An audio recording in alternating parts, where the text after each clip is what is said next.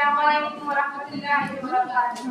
الحمد للہ رب العالمین والصلاة والسلام علی رسول کریم. اما بعد اعوذ باللہ من الشیطان الرجیم. بسم اللہ الرحمن الرحیم. یا ایھا الذین آمنوا قوا انفسکم واہلیکم نارا وقودها الناس والحجارة. قال النبی صلی اللہ علیہ وسلم كل مولود يولد على الفطرة فأبواه يحودانه أو ينصرانه أو يمجسانه. آج کے اس سورۃ الاقصص میں جس عنوان کے تحت آپ کے سامنے روشنائی کی رسالت کر رہی ہوں وہ ہے بچوں کی تربیت کی ماؤں کا کردار. سب گناہوں میں بھی آسان سفر رہتا ہے، سب گناہوں میں بھی آسان سفر رہتا ہے، مجھ کو یہ میری ماں کی دعاؤں کا اثر لگتا ہے. آج یہ مجلس گھروں میں رونق اللہ سے ہے، سماج میں رونق اللہ سے ہے، یہ خاندان کا روشن ستارہ ہے جو مستقبل کے بلند عزائم کی تکمیل کرتے ہیں. اللہ رب العالمین کی طرف سے ایک عظیم نعمت ہے.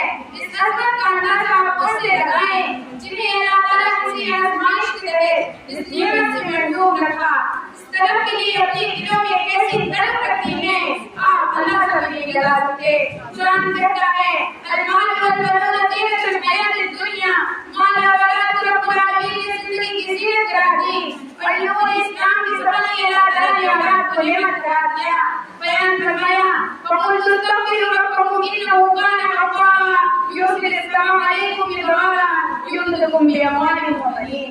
جہاں بہت سے مقام پر اللہ تعالیٰ نے اولاد کو نعمت قرار دیا تو اس کی برکات سے ہی اولاد کو فتنہ بھی قرار دیا. بیان فرمایا إِنَّمَا أَمْوَالُكُمْ وَأَوْلَادُكُمْ فِتْنَةٌ. حاضر مجلس اللہ نے جو عظیم تحفہ عنایت کیا ہے اس کے مقاصد کو ہم بخوبی جانتے ہیں. افسوس تو اس بات کا ہے کہ ہم یہ ذمہ داریوں سے غافل ہیں. ان بچوں کی ترقی کا مسئولیت جو ملا ہم نے انہیں مالا انعام کر دیا، ہم نے توجہ دیا دی، ہم نے بلا دیا لقمان اسلام کی نصیحت کو، ہم نے بلا دیا امہات المؤمنین کی تعلیمات کو، ہم نے وہ موڑ دیا فاطمہ رضی اللہ کے ذریعے کی گئی ذریعے سے، ہم نے سب دیا چھوڑ دیا نصرت کی ماں سے جن کو ان کی ماں نے رسول کی تربیت میں دستار رکھا. ہم نے سب دیا چھوڑ دیا ان ماں کی قربانیوں سے جن کی تربیت کے نتیجے میں ان کے بچے دین کی سب سے سپاسالار بنے.